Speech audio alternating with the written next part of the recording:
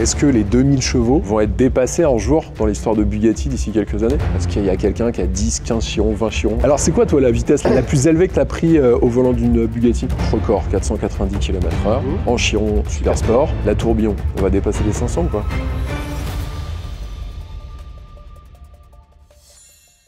Bonjour Christophe, comment vas-tu? Bonjour Nicolas, très bien. Bon, c'est la deuxième vidéo? C'est ça, ravi de te retrouver, en plus dans un beau décor ici à Mulhouse. Bien sûr, parce que là on n'est pas n'importe où, hein. On est au musée des frères Schlumpf. C'est ça. Musée incroyable dans lequel il y a sans doute, dis-moi si je me trompe, l'une des collections de Bugatti les plus larges du monde. C'est la plus grande collection du monde. C'est un musée national, hein, donc c'est vraiment important de le souligner. C'est l'État qui est derrière tout ça. Lorsque les frères Schlumpf ont commencé leur collection, on ne savait pas trop ce qui se passait. Il y avait toujours des camions, des trains qui arrivaient en fait à Mulhouse.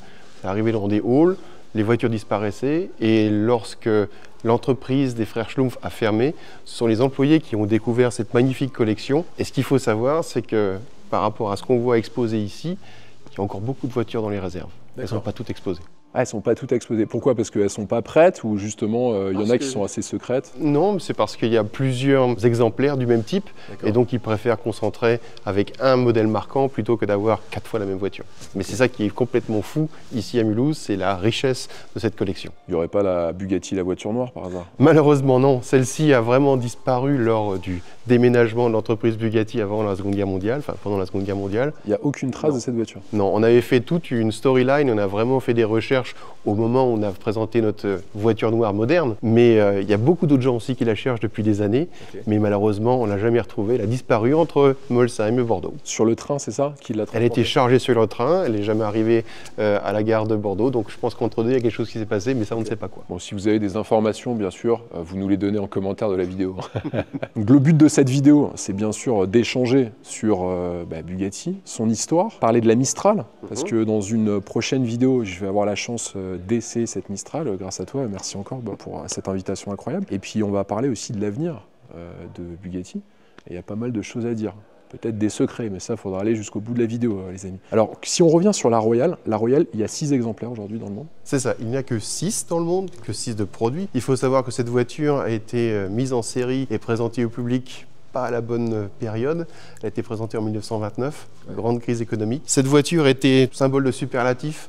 Au niveau de la puissance, on a 300 chevaux, ça monte à 190 km/h. Le prix de l'époque, c'était à peu près 10 fois le prix d'une Rolls-Royce Phantom. Donc même une voiture pour les rois, en 1929, cette grande crise économique, ça a été compliqué pour l'entreprise de vendre ces véhicules-là. Même les rois avaient du mal à l'acheter en gros. Voilà. Ils auraient pu l'acheter, mais ils ne voulaient pas se montrer avec. Celle-ci est vraiment spéciale parce que c'est la Royale de la famille Bugatti. Donc ça a été aussi fait au niveau du design de la carrosserie par Jean Bugatti. Et c'était la voiture personnelle de Ettore Bugatti. Il n'y avait pas une histoire autour de la batterie de cette voiture? J'avais entendu parler que la batterie, en fait, pour alimenter le véhicule, avait une taille vraiment complètement hors norme pour l'époque. Alors, je ne sais pas si c'est vraiment le sujet de cette voiture-là. Par contre, ce que je sais, c'est que la première Bugatti électrique faite dans les années 30, c'était propulsé par le démarreur de la Royale et par 4 batteries mises en série qui étaient sous le siège. Et ces véhicules, vous pouvez le voir à Molsheim, on l'utilise encore. Ah ok, donc on prenait le démarreur de la Royale en fait. Voilà, c'était l'idée d'Ettore pour faire, je dirais, l'un des ancêtres des caddies, ces petites voitures de golf. Voilà. Et chose incroyable sur celle-ci, tu me disais qu'il y a 6 exemplaires aujourd'hui qui restent, et en fait vous savez exactement où ils sont. Ça c'est fou aussi. Alors déjà on a la chance d'en avoir 3 ici à Mulhouse, hein, donc ça aide. Et puis après, il y en a une dans la collection Volkswagen, une dans une collection privée aux États-Unis, et puis une autre en Allemagne. Le prix de ça aujourd'hui, il n'y a pas vraiment de cote? Il n'y a pas de prix. La dernière fois qu'il y a eu une offre de fête aux clients américains, je crois qu'on approchait les 60 millions de dollars, mais le client n'a pas souhaité la vendre parce que nous, il n'a pas besoin de cet argent. Et il préfère avoir la voiture. On va évoluer parce que c'est gigantesque. On est dans une toute petite partie du musée et on a spécifiquement pour cette interview avec toi, on a disposé pas mal de modèles Bugatti d'époque. Je t'avoue, je suis fan de voitures. Moi, je connais très bien la Type 35C, les Bugatti beaucoup plus récentes comme la EB110, comme la Veyron, la Chiron. Mais alors là, il y a des modèles que je ne connaissais pas. Je te propose qu'on les découvre avec plaisir. Ensemble. Et c'est important de voir en fait ces anciens modèles qui ont défini notre ADN du design. Il faut savoir que lorsqu'on a présenté la Veyron, hein, c'est déjà il y a 20 ans, la Veyron, c'était la quintessence, enfin l'assemblage de la Royale au niveau du luxe, de la sportivité avec la 35, ici c'est une 35C, et l'élégance de l'Atlantique, qui était le chef-d'œuvre de Jean Bugatti au niveau du design. Et ici, on a également une Type 46 qui a donné aussi chez nous l'idée d'avoir la super profilée, et donc la Bugatti profilée qu'on a présentée il n'y a pas longtemps. Qui est inspirée de celle-ci. On reste sur celle-ci, la Type 35C, si je ne me trompe pas. Pour la démarrer, un certain cérémonial. C'est là où on se rend compte que les voitures modernes nous simplifient la vie. Ici, pour démarrer une 35, c'est toute une cérémonie. Il y a tout un processus à suivre. D'abord, il faut mettre la pression au niveau de l'essence et de l'huile.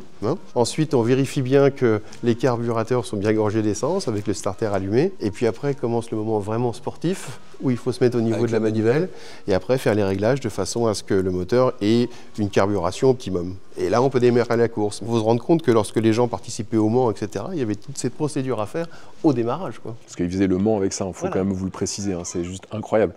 Et alors, tu me disais qu'il y a beaucoup de passionnés, parce qu'en fait, ces voitures, beaucoup d'entre elles roulent encore. Et il y a une association qui est à Molsheim, c'est ça? Alors, un peu partout en Europe, on a des clubs Bugatti, mais on est très fiers de nos amis, les enthousiastes de Bugatti en Alsace, à Molsheim, qui ont fait perdurer la flamme pendant des années, alors que Bugatti était un peu endormi, la marque automobile. Et grâce à eux, ces véhicules ont été sauvegardés, entretenus, restaurés. Et tous les ans, en fait, le deuxième week-end de septembre, on se retrouve à Molsheim avec les enthousiastes, avec leurs voitures historiques, et nos clients avec les modernes. Et on fait un petit rallye dans les routes d'Alsace. Juste à titre indicatif, une Type 35C comme ça, c'est quoi la cote de ça? Qu'on se rende un peu compte Alors, il y a une vingtaine d'années, c'était aux alentours des 350 000. Depuis, la marque Bugatti étant vraiment de retour avec une puissance, avec les voitures modernes que tout le monde connaît, etc. Maintenant, c'est plus, au niveau du million, quand on a une voiture vraiment originale. C'est ça aussi le souci, il y a beaucoup de répliques qui sont là, mais quand on a une voiture, on a la chance d'avoir une voiture vraiment historique, là, on tape dans le million. Oui.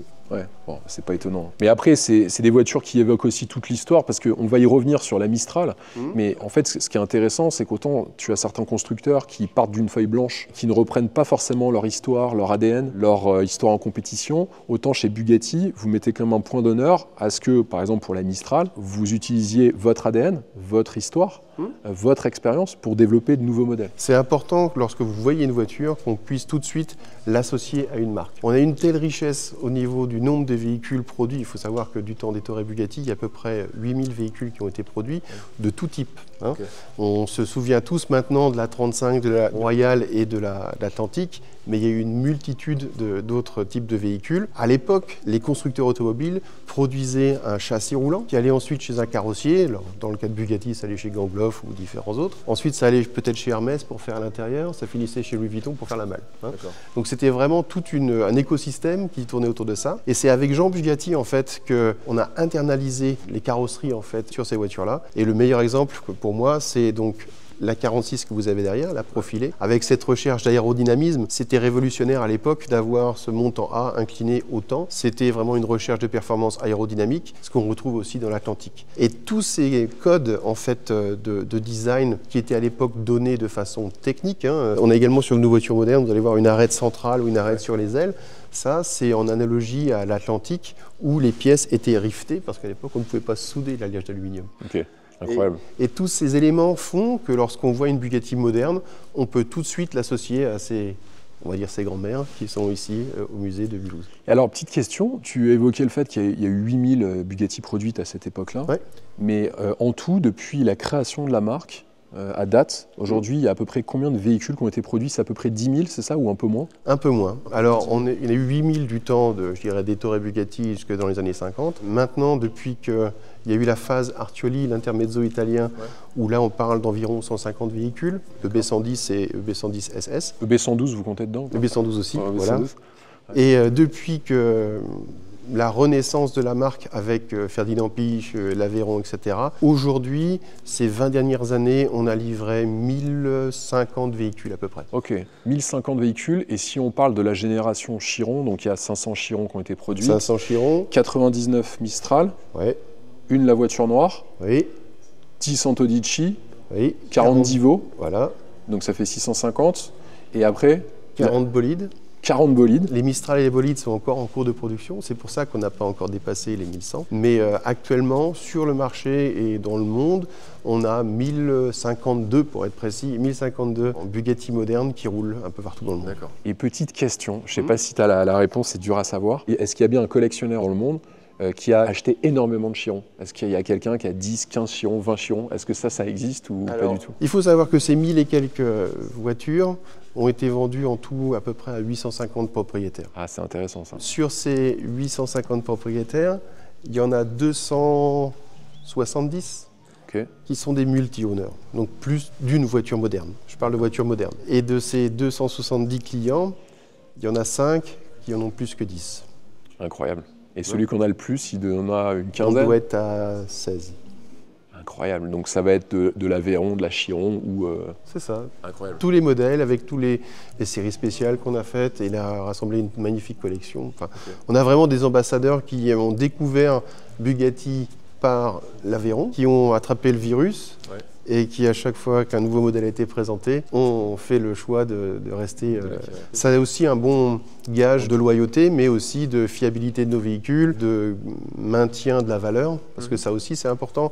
Lorsque vous vendez une voiture au-delà de... Actuellement, la Tourbillon elle est à 3,8 millions, il faut que ça garde au moins cette valeur-là, sinon c'est un investissement un peu à fond perdu. Mais ce n'est pas du tout le cas chez Bugatti. Et donc ils ont montré cette loyauté et continuent à investir dans la marque. Et il faut savoir que chaque Bugatti en moyenne, moderne, fait un peu aux alentours des 1000 km par an. La Bugatti moderne la plus kilométrée d'un client, je ne parle pas de vos voitures de test, est-ce que tu connais le kilométrage? On doit être à 67 000. Ok, ah, c'est énorme. Oui, ils s'en servent tous les jours. Et c'est au Middle East. Oh, là, c'est fou. Mais c'est bien, c'est hyper important qu'il n'y ait pas de garage queen, ce qu'on appelle des garage queens. Alors, il y en a aussi. Hein. Il y a peut-être un tiers de nos véhicules qui ne voient jamais le jour. Mais c'est important, quand on voit qu'il y a 1000 km en moyenne, ça compte aussi les 30% qui restent dans la collection. Et il y a beaucoup de clients qui ont commencé avec Bugatti et ensuite revendu les autres voitures qu'ils avaient pour compléter leur collection Bugatti. Ouais, c'est un certain coût, c'est vrai. Celle qui est juste à côté de nous, c'est quel modèle? C'est une 50T cabriolet, donc on est dans le coin des cabriolets, donc ça tombe bien pour la Mistral. Une 50T, donc des années, c'était en 36. Et oui, c'est un peu costaud, je dirais. Il y a un châssis assez stable en dessous, une carrosserie qui n'est pas encore une carrosserie définie par Jean Bugatti. Ça, c'est une voiture carrossée par un tiers. Par rapport à la 46 qui, elle, est carrossée par Bugatti, on voit tout de suite cette recherche de légèreté, de puissance et d'aérodynamisme. Oui, parce que, comme tu le disais tout à l'heure, hein, à l'époque, il faut que vous sachiez, je dis ça pour les personnes qui regardent la vidéo, quand tu achetais une Bugatti, tu pouvais la faire entièrement sur mesure. On achetait d'abord le châssis chez Monsieur Bugatti, ensuite on allait chez un carrossier pour la faire couvrir par le design qu'on souhaite. Ça pouvait être un coach comme celle-ci, ça pouvait être un cabriolet, ça pouvait être une limousine, ça pouvait être tout ce qu'on voulait. Et puis ensuite ça allait être pour faire l'intérieur, peut-être chez Monsieur Hermès. Et puis on finissait chez Monsieur Louis Vuitton pour faire la malle. Voilà, donc c'était vraiment un complexe sur mesure. Ouais, ça a bien changé d'ailleurs, on nous l'impose un petit peu plus maintenant. Alors la Type 46 profilée, pour une voiture d'époque, je dis bien pour une voiture d'époque, le montant A, qui est complètement atypique. C'était vraiment Jean Bugatti qui était en fait l'un des premiers designers, on n'appelait pas ça un designer, on appelait ça un carrossier à l'époque, mais l'un des premiers designers qui recherchait l'élégance mais aussi la performance en optimisant l'aérodynamisme. Et ça c'est vraiment caractéristique de son choix avec le montant A. Ces longues ailes sur le côté, ça représente l'élégance, hein, on va retrouver ça plus tard sur la traction, etc. Et puis toujours des carrosseries en alliage léger d'aluminium pour chercher la performance. Et ça, beaucoup d'exemplaires sont encore identifiés? Non, non, non, il n'y en a que très peu. Mais c'était, par exemple, là où on parlait tout à l'heure de l'ADN de la marque, c'est cette voiture qui nous a donné l'idée de la profiler, que nous avions vendue maintenant il y a 3 ans, lors d'une vente aux enchères à Paris. On va aller juste derrière, après on finira bien sûr par la Mistral. Un design assez atypique pour une Bugatti, parce qu'elle ressemble un petit peu à une GT d'époque. Alors ça, c'est une Bugatti Type 101, donc une voiture d'après-guerre. Il y a toujours eu des hauts et des bas dans l'histoire de Bugatti. Il faut savoir que malheureusement en 1939, juste une semaine avant le début de la guerre, Jean Bugatti a eu un accident tragique à côté de Molsheim, à Altorf. Après la Seconde Guerre mondiale, Ettore Bugatti en tant qu'Italien, c'était pas évident de récupérer son usine en France. Et donc il a d'abord été nationalisé français, il a également reçu la Légion d'honneur. Donc c'est grâce à ça qu'il a pu récupérer son entreprise. Et c'est son second fils, Roland Bugatti, qui a cherché à relancer la production à Molsheim. Mais on avait un châssis, je dirais, avec la technique un peu d'avant-guerre, hein, hein, c'était la technique des Touareg Bugatti. Et le design, malheureusement, Jean n'était plus là pour faire les belles carrosseries qu'on a vues sur la 46, mais c'était une tentative de relance de la marque, malheureusement qui n'a pas eu le succès escompté. Et c'est pour ça, je crois que c'est en 56, la production de l'automobile a été arrêtée pour Bugatti et ils sont concentrés sur les pièces mécaniques usinées. Et aujourd'hui, l'ancienne usine Bugatti et l'usine Safran, à chaque fois que vous décollez avec un Airbus ou atterrissez avec un Airbus, vous atterrissez sur des suspensions faites à Molsheim dans l'usine, l'ancienne usine de Bugatti, maintenant qui s'appelle Safran. Ah bah c'est marrant, tu vois, le lien entre les deux. Alors je voulais aussi préciser une chose, parce que toi aujourd'hui, que les gens comprennent bien, parce que j'avais eu la question sur les autres vidéos, donc tu es président de Bugatti et tu es directeur opérationnel, Chief Operating Officer, si je me trompe pas, de Bugatti et de Rimac. C'est ça. Ouais. Alors il faut savoir, en novembre 2021, il y a la joint venture Bugatti Rimac qui a été créée. C'est la période où la marque est sortie du groupe Volkswagen et on a créé donc cette joint venture avec Rimac Automobili et Bugatti Automobile pour créer Bugatti Rimac avec 55% des fonds du Rimac Group et 45% Porsche. Donc il y a Matteo Rimac qui est le CEO de Bugatti Rimac et moi je suis le président de Bugatti Automobile, donc pour tout ce qui est vente, production et service après-vente des Bugatti modernes. D'accord, bon, bah, comme ça vous savez tout, j'aurais plus les questions, mais c'est important de le noter, tu vois. Donc là, on est sur quel modèle? Alors c'est une Bugatti 35B recarrossée, plus élégante, hein, mais il faut savoir que dessous, vous avez tous les gènes du véhicule de Grand Prix que vous avez là-bas. Donc c'est ça qui faisait aussi les Bugatti, c'est que c'était des voitures rapides, légères, mais à l'époque, on n'avait pas tous ces soucis d'homologation et pour pouvoir homologuer les voitures et les rouler sur la route. Et là, vous aviez une magnifique voiture carrossée avec tout le châssis d'un véhicule de grande performance de course 35. Par contre, on notait quand même quelque chose avant de faire la vidéo, c'est qu'au niveau de la promiscuité que tu peux avoir dans le véhicule, ça devait être compliqué. Alors il faut que le passager en fait mette le bras derrière le pilote. C'est la même place que dans une 35 de course, il y aurait le passager et à l'époque était plus considéré comme le copilote qui devait gérer les trois cadrans que tu vois là, au niveau de la pression de l'essence, on en parlait tout à l'heure, la pression d'huile et tu as même des manettes pour la corriger pendant la circulation. D'accord, comme en aviation quoi. C'est ça. Alors maintenant, là, ça nous fait le lien parfait avec la fameuse Mistral. On en avait parlé ensemble il y a 2 ans, parce que dans la salle du configurateur de chez Bugatti, tu nous avais montré la Mistral dans une livrée qui était noire et jaune. C'était un analogie de la Bugatti Grand Raid, qui était un véhicule qui a fait vraiment en Afrique du Nord un grand raid, un grand rallye. Le premier véhicule qui est né de la joint venture. Autant la bolide avait été déjà présenté mais pas encore développé lorsque la joint venture a été faite. Ici, le Roadster, c'est quelque chose qu'on avait voulu faire dans le passé en tant que marque du groupe Volkswagen, mais qui pour des raisons de coût n'avait pas été possible à réaliser. Et grâce à la nouvelle organisation, on a pu faire ce véhicule et c'est pour moi la quintessence du W16. Pour quelle raison? Alors, parce que, on le remarque, derrière votre tête, vous avez l'aspiration-terre des turbos. Alors il y a 2 façons de la rouler. Vous roulez confortablement, doucement selon les limitations. Là, ça ne va pas être très expressif. Mais dès que vous appuyez sur l'accélérateur, c'est la première voiture où vous sentez en fait l'engagement du 3e et 4e turbo lors de l'accélération et lors de la décélération, le désengagement de ces 2 turbos-là. Parce qu'on est sur un quadri-turbo, hein, voilà. Juste pour votre information. Donc W16 quadri-turbo avec un système de registre. Donc on a les 3e et 4e turbos qui s'activent seulement à 2800 tours. Et là, vous avez le boost lorsque vous roulez et ça, c'est jouissif. Ouais, c'est magique. Il n'y a pas besoin d'autoradio, vous avez la musique qui est derrière. Ah, je pense que tu l'allumes jamais, la radio là-dedans. Alors une chose aussi importante, parce que toi, ça fait longtemps que tu es chez Bugatti. C'est aussi pour ça que tu connais parfaitement la marque, son histoire. Ça fait plus de 20 ans. Donc tu as quand même connu, parce que je sais que tu vas pas le dire, mais moi je le dis, tu es arrivé en 2002. Tu as connu l'Aveyron, donc commercialisation de l'Aveyron, fin de l'Aveyron. Ensuite, commercialisation de la Chiron, fin de la Chiron. Fin de la Chiron. Et là, tu nous fais la Tourbillon, commercialisation de la Tourbillon. C'est vraiment 3 grands chapitres de la marque en 20 ans. Et j'ai eu la chance d'ouvrir et fermer ces paragraphes d'histoire automobile de Bugatti en tout cas, en commençant au niveau des prototypes à l'époque à Wolfsburg, là où on n'avait pas encore d'usine à Molsheim. L'usine, l'atelier a été ouvert seulement officiellement en 2005, on a commencé à travailler en 2003 dedans. Les premières livraisons de Veyron, c'était 2006.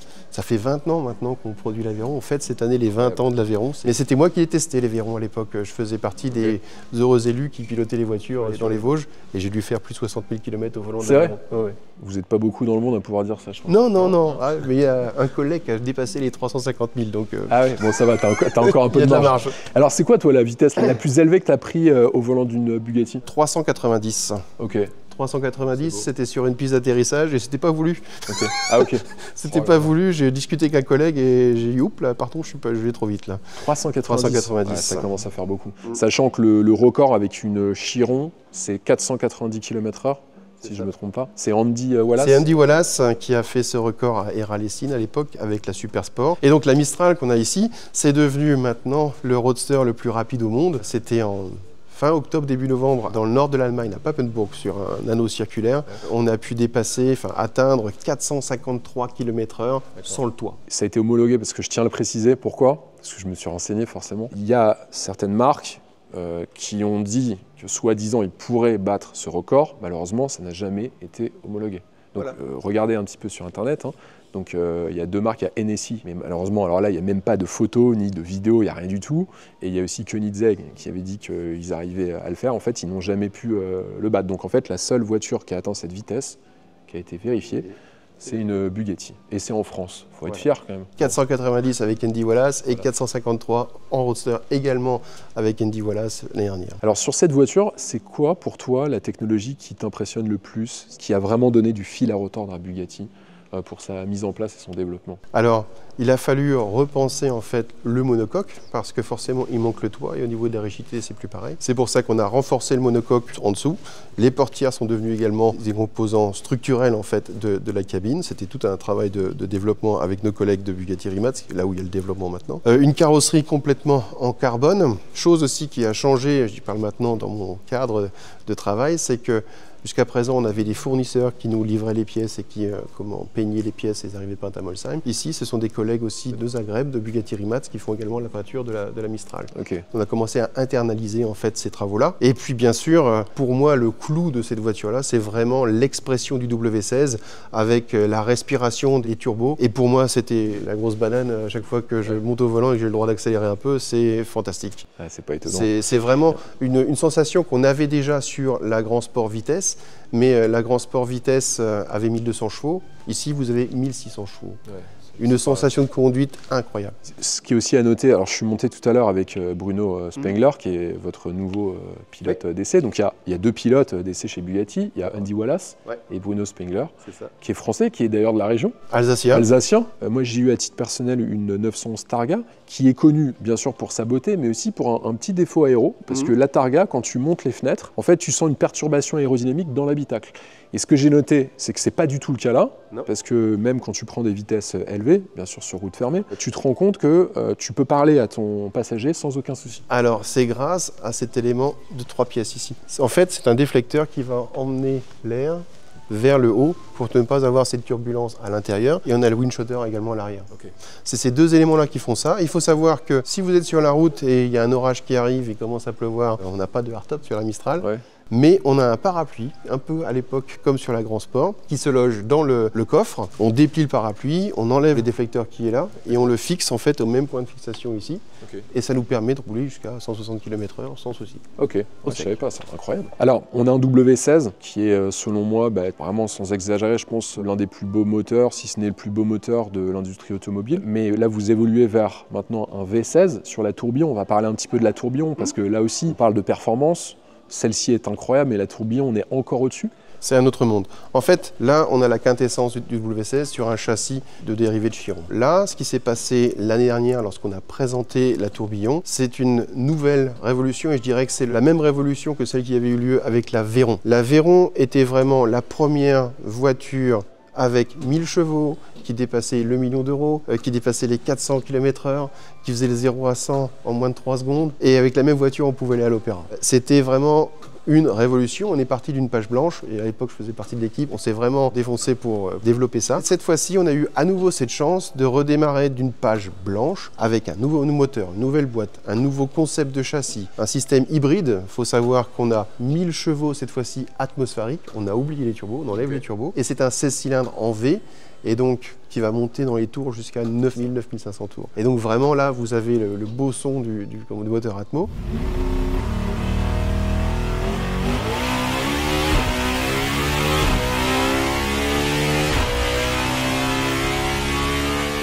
Et à bas régime, Ben, vous avez 800 chevaux électriques. Grâce à la technologie Rimac, on a 2 moteurs électriques à l'avant, un moteur à l'arrière, la batterie qui va être en forme de T entre les 2 sièges et derrière les sièges. Et en termes de performance, alors vous êtes le seul constructeur, à ma connaissance au monde aussi, à proposer un tableau de caractéristiques des performances d'accélération. Vous faites le 0 à 100 bien sûr, le 0 à 200 c'est déjà plus inhabituel, le 0 à 300 ça l'est encore plus. Par contre vous faites le 0 à 400. Voilà. Ouais. Donc le 0 à 400 sur une tourbillon, tu as les stats en tête? J'ai pas les stats en tête, on est en plein développement et en pleine validation de ces valeurs-là, c'est pour ça que je peux pas encore les annoncer. Mais lorsqu'on fera les essais avec les premières voitures de pré-série, on pourra annoncer les vraies performances mesurées. Mais les simulations et tout ce que j'ai vécu, j'ai eu le droit de rouler la tourbillon, c'était maintenant il y a 3 semaines, et c'est phénoménal. Au niveau de l'accélération, je connaissais déjà des accélérations fortes avec tous les modèles de Veyron et de Chiron qu'on a fait, mais là, on rentre dans un autre domaine avec ces 800 chevaux électriques qui sont là dès le départ, les 1000 chevaux qui reprennent. Et là, on a l'impression que ça ne s'arrête jamais. Et vous avez à peu près quelque chose de similaire, mais je dirais même encore plus puissant. C'est lorsque vous avez essayé une Nevera R, 2000 chevaux 100% électrique. Là, c'est aussi un autre monde, mais là, c'est vraiment de la puissance 100% électrique. Là, vous avez en plus l'émotion du V16. Et une chose aussi importante, parce qu'on parle de la tourbillon, alors on parle beaucoup d'électrification dans le monde automobile. Et c'est un vrai sujet. Alors on nous l'impose un petit peu à marche forcée avec la loi Café, mais on nous l'impose, mais il y a aussi des choses bénéfiques dans l'électrification. On parlait notamment de performance. On le sait, des voitures comme la Rimac Nevera, en termes d'accélération, c'est juste quasi imbattable. Vous avez décidé donc sur la tourbillon de faire une version, c'est hybride rechargeable, parce que hybride rechargeable. 1000 chevaux thermiques, 800 chevaux électriques. On peut faire plusieurs dizaines de kilomètres en 100% électrique. 60 km. 60 km. Donc ça apporte bien sûr un agrément de conduite supplémentaire, une évolution en 100% électrique dans des zones dédiées sans déranger les voisins, etc. Selon toi, est-ce que ça va être le début d'une électrification totale de la marque Bugatti ou il va y avoir toujours un petit peu de thermique? Alors, on a fait bien sûr beaucoup de réunions avec nos clients en phase de préparation de la tourbillon, et le feedback était unanime. Tant qu'on aura le droit de rouler un véhicule au moins hybride, les Bugatti resteront au moins hybrides. C'est pas une voiture où on roule de A à B en vacances, etc. C'est une voiture pour rouler de A à A, faire un tour, se faire plaisir. Et c'est vraiment la recherche de l'expérience et de l'émotion. Et ça, le moteur Atmo, c'est ça qui nous permet de le remplir. Et avec la tourbillon, en fait, qu'on a limité à 250 exemplaires, c'est le début d'un nouveau chapitre, d'une nouvelle ère. Et basé sur cette technique, on aura d'autres modèles qui vont suivre, bien sûr. On a une vue sur les 10 prochaines années où on n'ira certainement pas dans le 100% électrique. Voilà. D'accord, ok. Bon, c'est bien, comme ça, vous avez la réponse. Alors, tu parlais de 250 exemplaires. Tous vendus? Tous vendus. Bon, voilà. On a présenté en fait l'année dernière officiellement au mois de juin, mais il faut savoir que nous avions commencé au mois de janvier un tour du monde avec tous les prospects et les clients existants de Bugatti, parce que bien sûr on va d'abord proposer ce véhicule aux clients existants pour avoir le feedback, etc. En juin, le Big Bang avec la présentation de la tourbillon au public, mais pas dans un salon, pas dans un événement officiel, mais à Molsheim. Molsheim est devenu l'épicentre du luxe de l'automobile pendant un week-end. C'est ça qui est fou, quoi. Il faut savoir que la tourbillon, dans les 2 premières semaines après sa présentation, on a atteint 1,2 milliard de personnes avec l'image de la tourbillon. Ce qui en fait le lancement d'un modèle automobile le plus médiatisé en fait de l'histoire. Ceux qui viennent en dessous, c'était le Cybertruck. Mais ils sont déjà à 30% en dessous et je dirais que l'équipe marketing de Tesla est certainement aussi grande que toute l'entreprise Bugatti. Ouais, je pense aussi, ça c'est sans commune mesure. Mais c'est vrai qu'en fait les superlatifs de cette marque continuent à plaire et ce qui est intéressant aussi c'est l'adoption de l'électrification d'un modèle, certes hybride rechargeable mais électrifié quand même, par l'intégralité des acheteurs parce que s'il y avait des réticences par rapport à ça, ou des freins, des obstacles, je pense qu'il n'y aurait pas eu les 250 exemplaires vendus aussi rapidement parce qu'en termes de temps, entre le moment où vous avez ouvert les commandes et le moment où les commandes ont été validées, il s'est passé combien de temps? Ça allait assez vite, non? 6 mois. Voilà. 6 mois, donc preuve que l'électrification ne fait pas peur à partir du moment où ils arrivent à retrouver les sensations historiques de la marque. L'inventeur des hypercars électriques, qui est aussi derrière tout ça, c'est Mate Rimac. Donc il faut savoir que derrière la tourbillon, forcément, c'est la technologie Rimac qui est là. Donc l'un vraiment des pères de l'hypercar électrique. On va associer la performance et le luxe avec tout le savoir-faire qu'on a à Molsheim au niveau des ajustements, des couleurs, des différents éléments de luxe qu'on peut retrouver dans un véhicule de cette gamme, et la performance et l'innovation qu'on peut attendre d'une entreprise jeune telle que Bugatti Rimac. Ouais, bien sûr.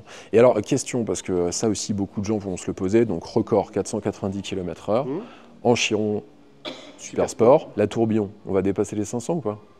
Bon, j'espère bien. Oui. Bon, ça c'est une bonne chose, parce que je pense que c'est une barre mythique qui n'a jamais été atteinte dans une voiture de série. Bon, ça a été atteint sur des dragsters spécifiques, sur des lacs salés, etc. Mais ce n'est pas des voitures qui peuvent rouler tous les jours. Ce n'est pas des voitures de série. Et donc j'espère bien, en tout cas on y travaille. Il y a un vrai défi avec les pneus. Ça, le talon d'Achille, en fait, c'est à ces performances-là. Déjà, avec l'Aveyron, lorsqu'on avait dépassé les 400, c'était aussi le talon d'Achille.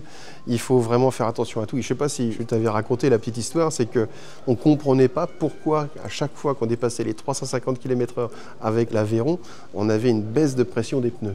Je t'avais raconté ça? Non, vas-y, raconte. Et c'est ça qui montre en fait qu'on est rentré dans un domaine complètement inconnu. C'est que une valve d'un pneu, c'est un petit piston avec un ressort, et c'est ça qui maintient en fait l'air dans le pneu. Et par la force centrifuge qu'on atteint au-delà de 350 km/h, ce petit piston, avec sa force centrifuge, il avait une force assez conséquente pour plier le ressort et donc avoir une fuite lente de pression. Donc tu baissais, tu diminuais en pression. Il a fallu augmenter la force du ressort pour ne plus avoir ces chutes de pression de performance. Mais c'est partout, dans toute la voiture, on découvre peu à peu, lorsqu'on rentre dans des éléments ou des vitesses que personne n'a fait avant, c'est là où on découvre plein de choses. Oui, bien sûr, mais c'est ça qui est intéressant et ce qui fait la force de la marque. Je pense qu'en termes de développement sur la tourbillon, combien de kilomètres vous avez fait avant de commercialiser la voiture? Alors, on est encore en train de rouler. On a des objectifs différents, donc on a le développement, vraiment nos collègues de recherche et développement qui vont faire des kilomètres pour assurer la fiabilité des différents sous-composants. Et par la suite, donc là on va dépasser les 100 000 km.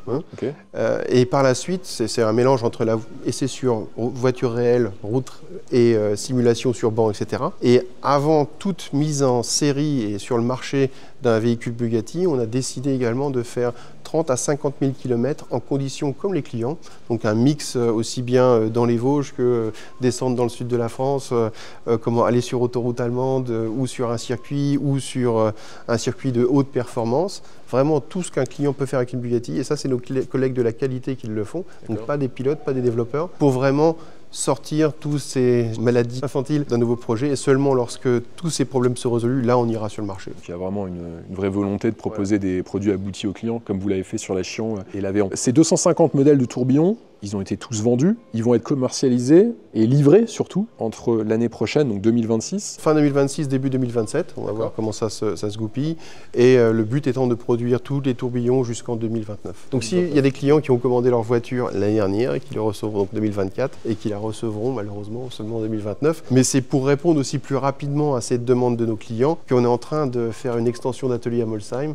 On est en train de plus que doubler notre superficie d'assemblage à Molsheim. Est-ce que les 2000 chevaux vont être dépassés un jour dans l'histoire de Bugatti d'ici quelques années? On verra, mais je pense qu'il y a de la marge. Okay.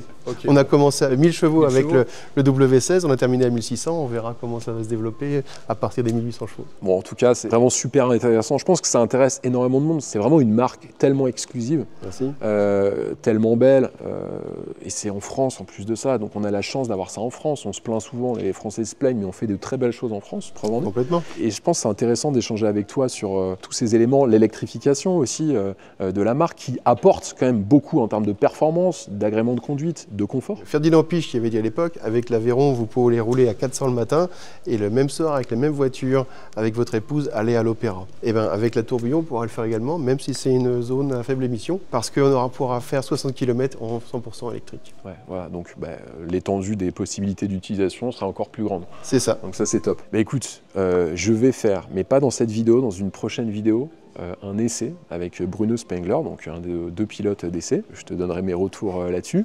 À mon avis, j'ai juste goûté en tant que passager ce matin à une petite accélération sur une bretelle d'autoroute. J'ai conduit des 9FF de 1300, 1400, 1500, 1600 chevaux. J'avais jamais ressenti ça en termes de poussée. C'est juste hallucinant. Je ne suis pas vraiment prêt en fait à la conduire. On verra si j'ai le courage d'accélérer à fond avec. L'essayer, c'est l'adopter. Ouais. Vous allez voir. Malheureusement, j'ai pas encore le budget, Christophe. Oui, mais C'est vraiment quelque chose, à chaque fois que j'ai la possibilité de rouler avec, je le fais, parce que c'est vraiment un tel plaisir, ce sentiment de puissance, ça n'arrête jamais en fait. Vous accélérez, ça n'arrête jamais. Et vraiment, cette symphonie derrière, et surtout charge et décharge du turbo, pour moi, c'est le kick à chaque fois où j'ai la chair de poule. Voilà. Je vais voir ce que ça donne, je te donnerai mes retours. En tout cas, merci beaucoup pour ton temps déjà, parce que je sais que voilà, tu as un emploi du temps ultra chargé. On a essayé de se caler, et merci de nous avoir permis d'avoir une petite heure avec toi. C'est vraiment super sympa. Toujours un plaisir. Les premières vidéos avaient beaucoup plu, hein. Ça a été des millions de vues sur YouTube, Instagram, TikTok. Et je pense que celle-ci, ça fera un petit peu pareil. Je tenais vraiment à te remercier. Et je pense que la Mistral va laisser une empreinte indélébile, non pas que chez Bugatti, mais dans l'histoire de l'automobile, parce que pour l'instant, c'est tout simplement la voiture à ciel ouvert la plus rapide du monde. C'est ça. Voilà. Merci beaucoup, Christophe. Merci à toi, Nicolas. Je te dis à bientôt. À bientôt. À bientôt, au revoir.